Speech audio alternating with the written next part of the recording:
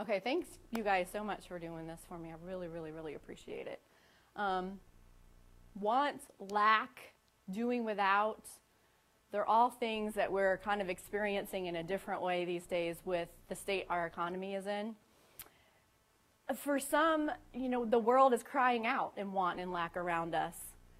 For so many, unemployment's at an all-time high, foreclosures are at an all-time high, and for a lot of people, it's almost like a death because they're experiencing loss and they're grieving, loss of purpose, a sense of identity in whatever they find in their job or their career. They're experiencing loss and they're grieving. They don't have that direction in their life anymore that they once had. And it's often in times of grieving and loss and hopelessness that we find ourselves in the 23rd Psalm. Most Christians are familiar with the 23rd Psalm. In fact, most people who have never opened a Bible are familiar with the 23rd Psalm. The Lord is my shepherd, I shall not want. He makes me lie down in green pastures. He leads me beside still waters. He restores my soul. He guides me in paths of righteousness for his name's sake.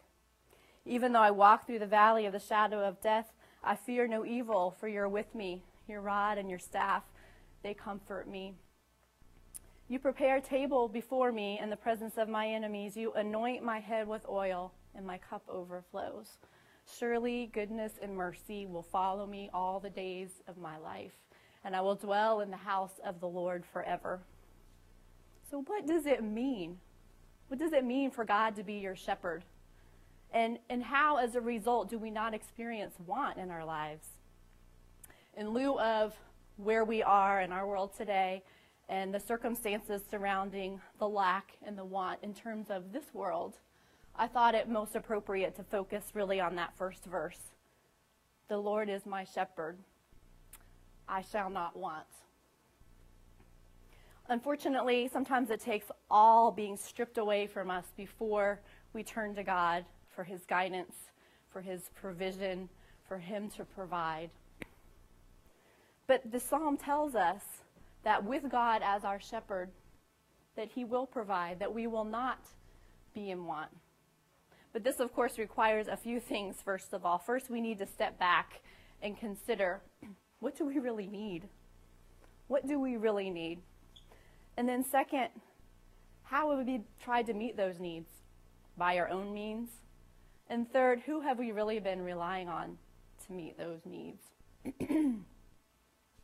It's a difficult reality to grasp that God could actually provide, that he could provide in a way that we could want no more. But this change in reality requires fully relying on him, and that's often difficult even for the most mature Christian. I know that in the last couple of years, my family, unfortunately, has experienced lack in the ways of this world. Shortly after answering God's call to ordain ministry on my own life, Martin, my husband, lost his job of 17 years. He was hospitalized more than once, had major surgery. And then after a long period of recovery and working part-time, he returned to the workforce full-time, only to lose that job less than a year later after that company went out of business. We had no severance, and it was a little scary. We have 2 children, we have a house, we have 2 cars, but we had seen evidence. We knew what God had brought us through before that transcended the want and the lack of what we had around us, that provided for us in ways beyond that gave us a peace that passes understanding. We can testify to what that reliance on God as our shepherd meant in our own lives.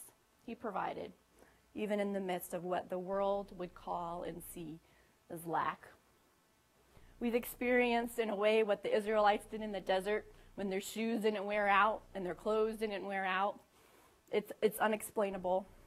We've seen little to no money somehow be enough as far as our income was concerned. But more than that, in ways that, again, transcend the want and the lack of this world, we've experienced God's provision in the people he's put around us, in the prayers and the presence of our church family, and in his faithfulness.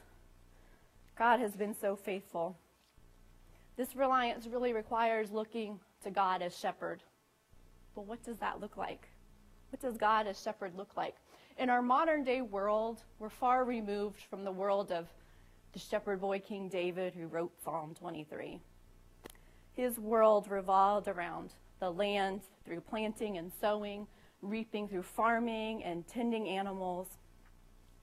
And so I think we've lost a bit of what the meaning was behind God, the Lord, being our shepherd. Philip Keller is a modern day shepherd, and he actually wrote a book about the 23rd Psalm, a shepherd's view of the 23rd Psalm, and just what it means to look to God as shepherd. And he actually says in his book, he tended sheep for several years, several hundred sheep for several years, and he said that if we actually look to God as shepherd, that we cannot possibly experience lack in our lives or want in our lives. And now, that's not to say that we'll never experience lack or want in the things of this world. We know that to be true. Jesus himself said that we would experience trouble in this world, but to take comfort in knowing that he had overcome the world. He himself had overcome the world. A shepherd provides for every possible need for his sheep. He guards, he guides, he protects, he even forfeits his own comfort and sleep for the provision of his sheep. He looks out for their welfare and provides for every need, even anticipating needs ahead of time. And indeed, in Jesus, God expressed his desire for us to come to him, for us to come under his care and under his provision and under his guidance. The Good Shepherd lays down his life for his sheep. So, are we truly surrendering to God as shepherd? In our lives, are we only calling him shepherd, but still trying to maintain control?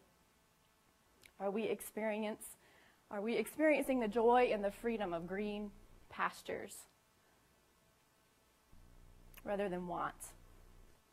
Paul's letter to the church at Philippi has a theme of joy, and it culminates in chapter 4, verses 11 to 13. I'm not saying this because I am in need, for I have learned to be content whatever the circumstances. I know what it is to be in need, and I know what it is to have plenty. I have learned the secret of being content in any and every situation, whether well-fed or hungry, whether living in plenty or in want. I can do everything through him who gives me strength. And finally, Paul charged his spiritual son, Timothy, to command those who are rich in this present world not to be arrogant, nor to put their hope in wealth, which is so uncertain, but to put their hope in God, who richly provides us with everything we need. Maybe like so many, you're experiencing want and lack in the things of this world. But I would ask, are you truly relying on God as shepherd in your life and his provision that can transcend that want and that lack in the ways of this world? I would ask you to trust God, to rely on him, to call on his name, to learn to recognize the shepherd's voice, and to know that he will provide, that he'll provide for your every need and a peace that passes understanding, that transcends that lack and that leaves us wanting no more. He will lead you to greener pastures, and he will give you rest, and he will restore your soul. Amen.